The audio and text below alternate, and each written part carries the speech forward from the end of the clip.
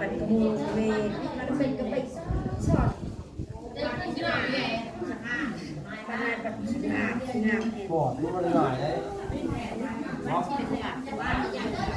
ปอดเศษปอดนี่เป็นธรรมดาแต่ชีวิตมันเป็นเดือนกับเดือนนี่เงินหมดเลย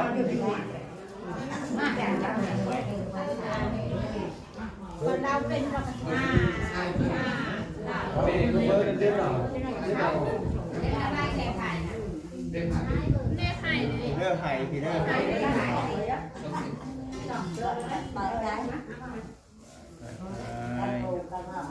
วันยาวๆเลยเนาะ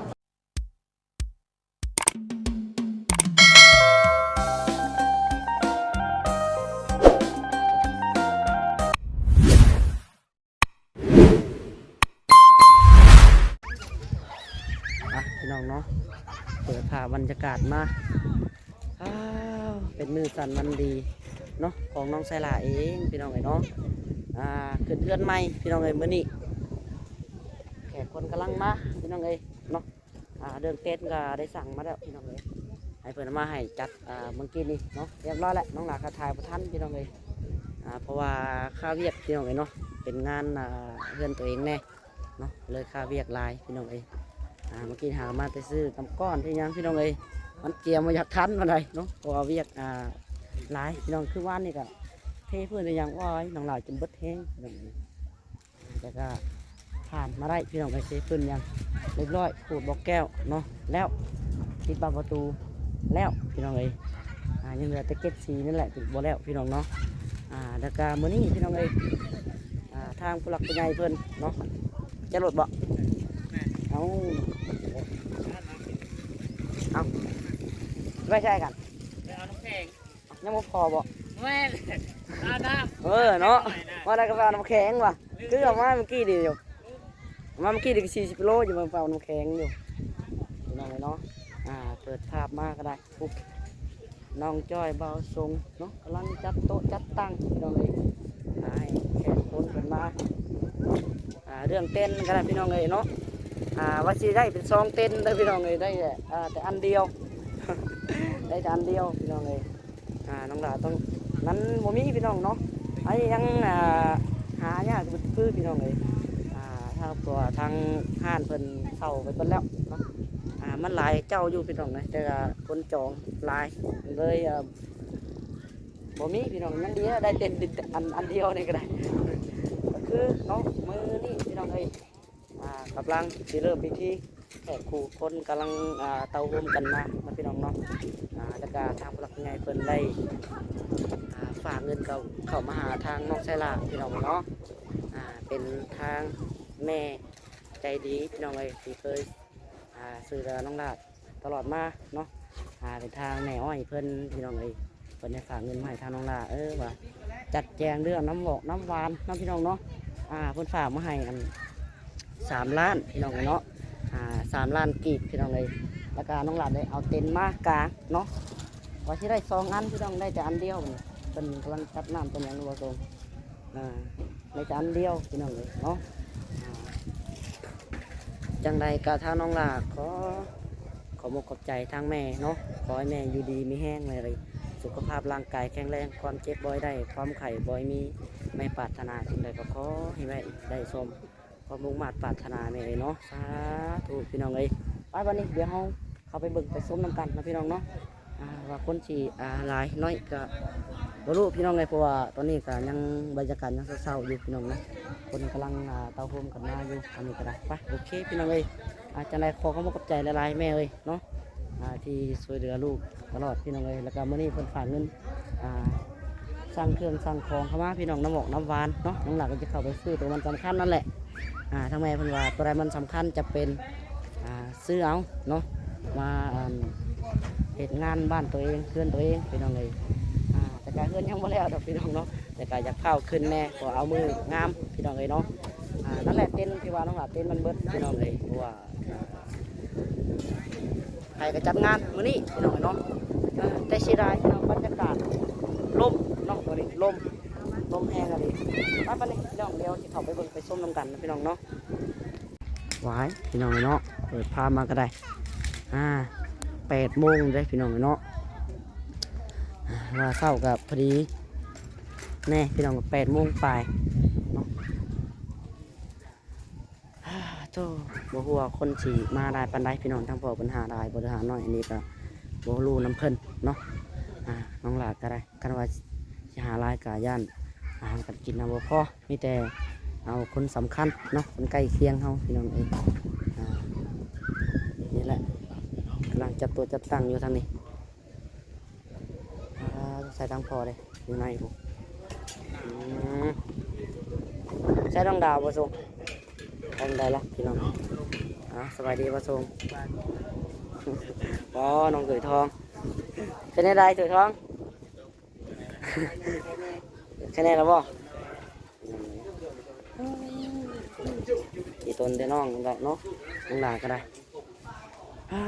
เมื่อยเด้เห็นแล้วเมื่อยคิดอยู่จะเกียดอะไรเนาะพี่น้องเลยนั่นแหละเนาะมันสิเป็นบริลินน้ำมูบัดสงกรานต์กันเนาะบริลินน้ำมูบัดพี่น้องเลยบริไปแล้วทางพ่อมาพี่พ่อ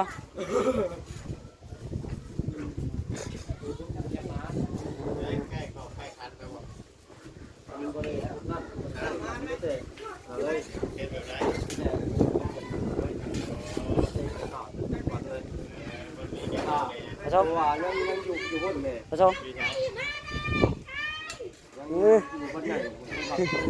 จับกล้องเลย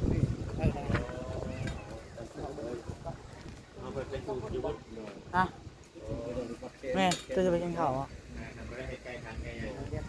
โอเคเลยจะทำน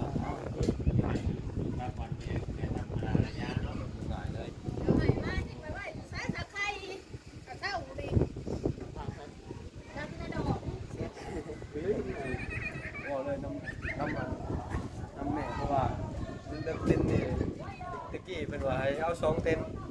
ไปเลยมันยังเหลือแต่เต้นเดียวนี่เพราะว่ามันจองไปบ้านนั่นบ้านนี่หลายคนนะเต้นบ่พอ เต้นเลยบ่พอกันมันคนรายงานเพราะว่าพี่ใหม่ไปก็ยืดไปก็เห็นญาติก็เห็นปันกันสิกันเลยอย่ากู้ ปันกันโคราชได้อันนึงนี่ปันให้กันเนาะแต่ยังมีอยู่ไปกับคนบ่ให้ดิพี่ก็คนหลายดีบ่นะก็บ่ได้หลายปานใดเด็ดเดียวก็พออยู่หรอกพออยู่หรอกเรื่องเกี่ยวมาหลายก็มีญาตินั่งไว้มื้อนี้แหละ พออยู่หรอก บ่ได้มันตรงของการเข้าไปหลายบ่อนเนาะแก๊งอะไรคือว่ากดกูดูจอดอยู่หนาวดิเนาะว่าสิได้ถ้าอัดลิงน้ำมื้อนี้แล้วมื้อนี้เนาะวานดิเนาะว่าใช่รถเนาะมื้อนี้โอ้ยตื่นมามื้อนี้หนาวแล้วว่าสิได้ลิงน้ำมื้อนี้หนาวแน่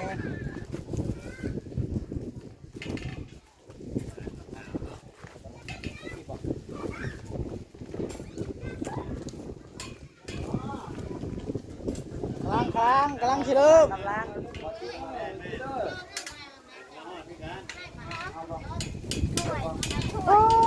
ติดจิไปซื่อเนาะลมเลยบ้า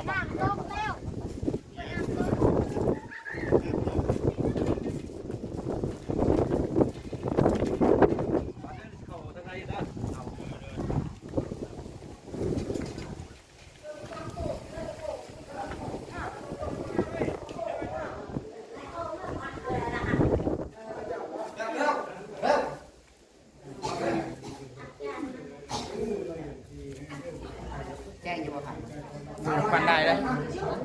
ได้เยอะแต่บ่บันไดได้เยอะกำลังสิเริ่มพิธีเนาะ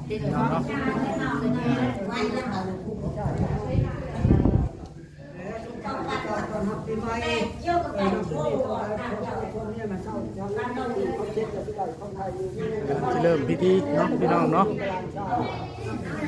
ทางลงหลาเพื่อนกันทางบอสมเป็นตัวแทนพี่น้องเลยเนาะหรือว่าเป็นตะกล้องให้กับว่าแม่น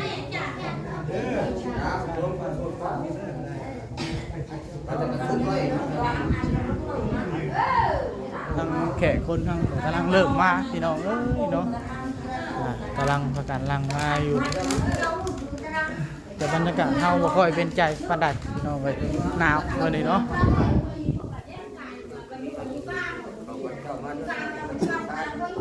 ไปมาจะได้บาได้นี่จะรับได้บาพ่อจะเห็นเห็นจะพ่อบา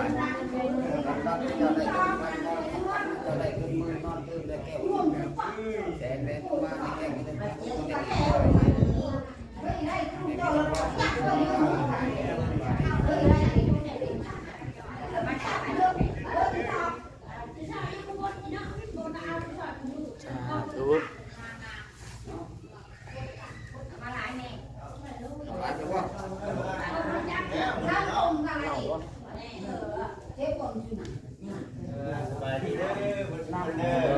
เลยสบายดี เฮ้ยจะชาขึ้นมาเว้ยจะชาน่ะเห็นไหมเนาะ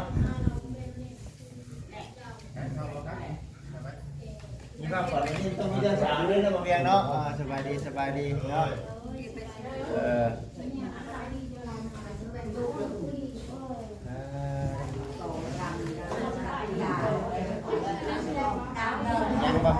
ยังหากันสิเริ่ม ถ่ายอาจารย์เดี๋ยวอาจารย์พาพี่อ่ะ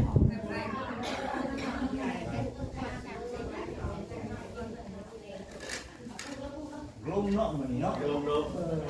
เป๊กเนาะลมแห้งค่ะ แม่เป็นลมหนาวใช่ หนาวเดือนหาคือเพิ่นว่าได้ได้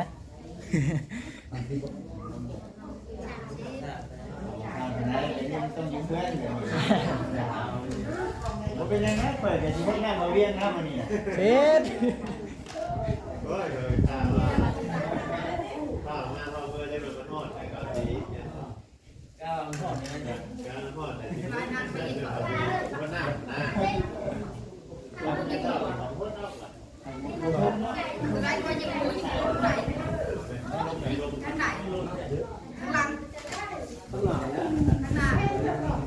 เขาจะมาดูชาติได้ให้พ่อกินได้บา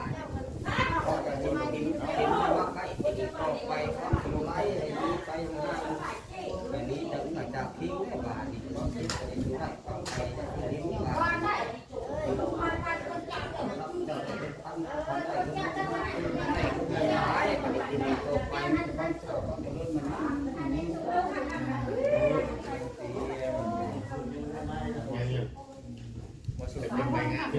ยัง คนหมอ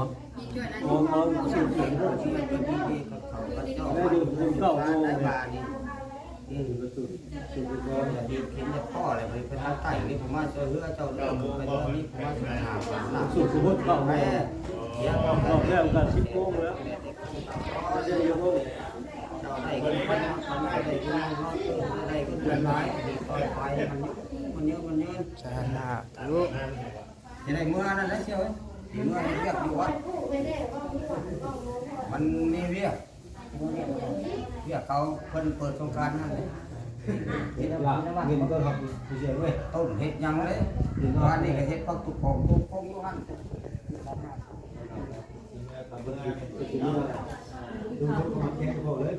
นั่นหลายบอลเนี่ยเนาะปีใหม่ บอลเล่นไหนนะ ฮะ ไปอยู่วัดเห็ดเรียก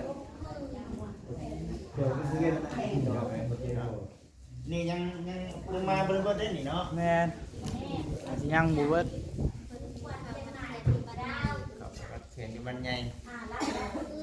ผมพาว่าก้อนมาสั่นเลยยังมาทันเลย วิ่งทางมาแต่เช้าเนาะป้องกันนี่แหละกันได้ใครขนาดหอดมาอยู่เยอะนี่ใครที่คือกันได้ลังกันมาแล้วหลังวัด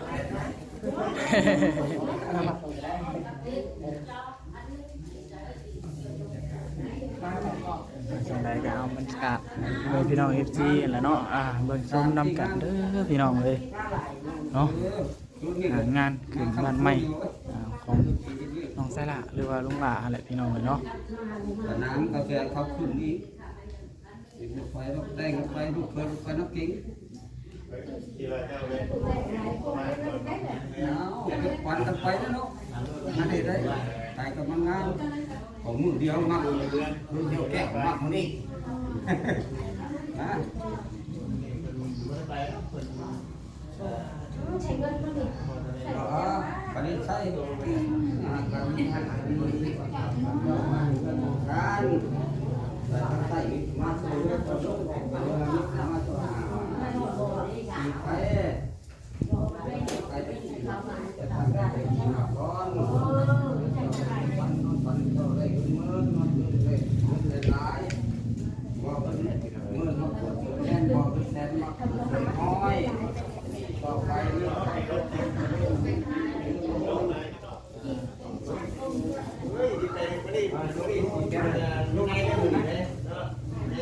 เพิ่นปลูกเอาพอเซียวเพิ่นเรียกว่าพ่ออะไรเนาะพี่น้องเนาะ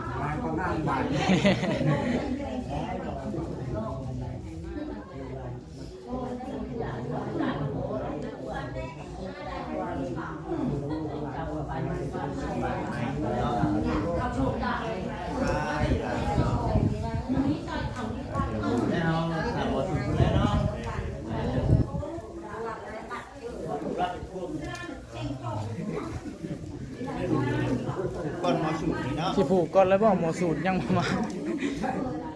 ยุคหมูผ้าสูตรเนาะบ่หมูผ้าผูกเนาะอ้าวเพิ่นละพาไปหันไปนี่เด้ เอาเป็นข้าว ข้าว ลงมาลีเนาะ ลงมันลงว่านี่แดดสงัดติ๊กเนาะ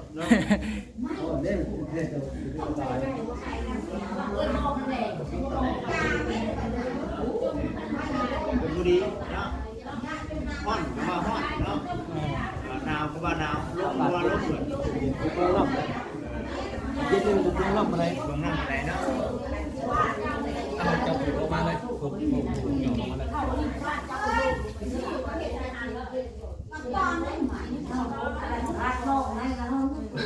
ลงฟันกันกำว่าจะลุกมาฟันกันกันเลย คนเข้ากับสิบ่ได้ปานใดพี่น้องเนาะ กำยุกสกันเลย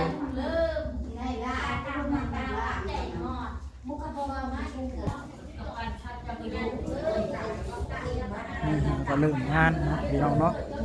ยังถามหมอสูตรมาอยู่พี่น้องคนทางกำลังลังมาอยู่ตอนนี้ก็ได้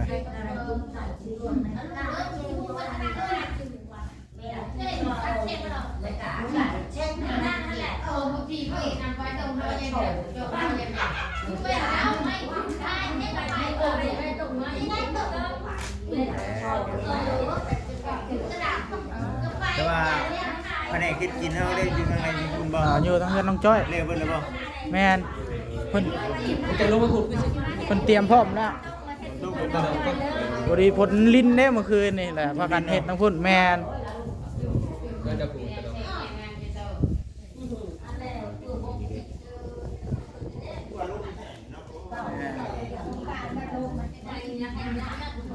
การพะลุ่มบัดอยู่ โอ้ยเนาะ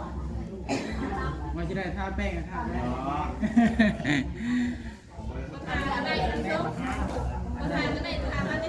บ่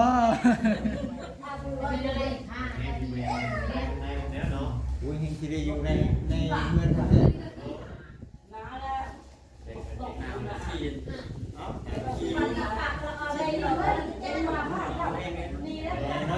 หมดแล้วนี่หมดแล้วตัวนี้เด้อเนาะ ตามหน้าเลย นั่งบรรยากาศการทำงานนี่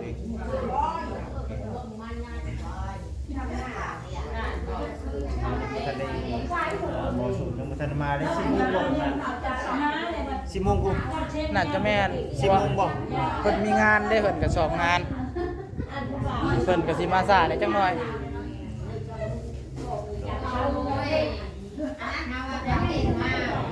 อันนี้มีแต่ว่าผู้เพิ่นมาเพิ่นปลูกถ่าไปเลย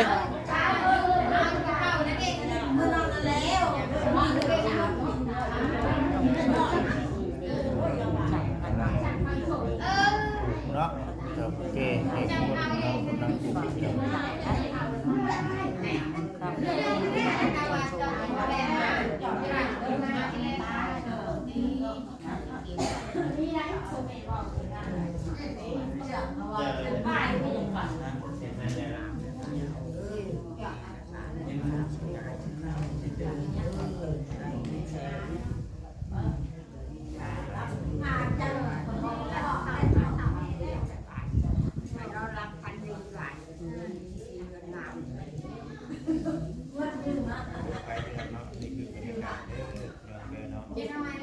สูตรนั่นมากนี่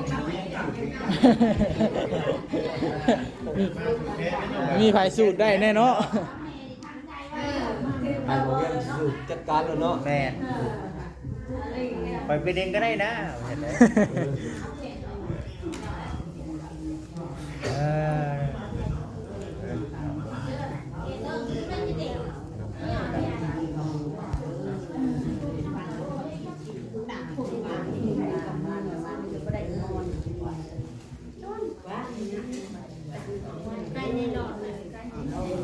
ไกลนะเองชมแฉลงจะเกิดไปชีวิตแล้วมันขโมยเวมันเป็นกระไปสอดขนาดแบบงามงามเห็น ปอดมันหน่อยเลยเนาะปอดเศษปอดมันธรรมดาแต่ชีวิตมันเดือนกับเดือนนี้เงินหมดเลยคนเราเป็นแบบเ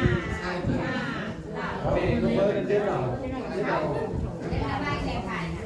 เรื่องไข่พี่เรื่องไข่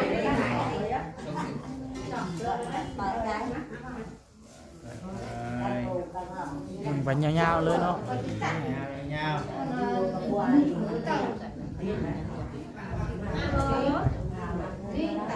ไว้ตัดรอเนาะไว้ปั่นไว้ ตั้งแต่แข็งเนี่ยทั้งนั้นเนาะ แข็งแล้วแห้งแล้วทั้งนั้น แข็งในแล้ว แม่น เชื่อริมชงการเนาะกันนี่ เ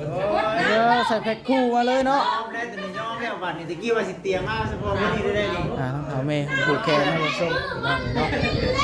โอ้ย ชี้ให้ปลาลาเปิดน้ำมาชี้ฮดก่อนเดี๋ยวสิ้นไว้เพื่อเด้อซะเด้อ ก่อนเนาะ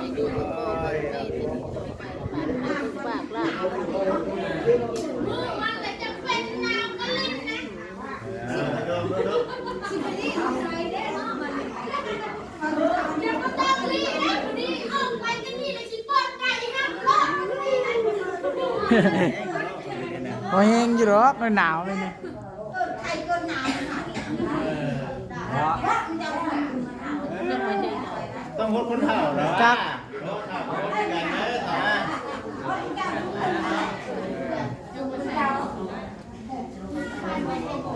บ่จะเข็นบ่ได้เด้อพี่น้องเลยเนาะเพราะว่าแขกคนหลาย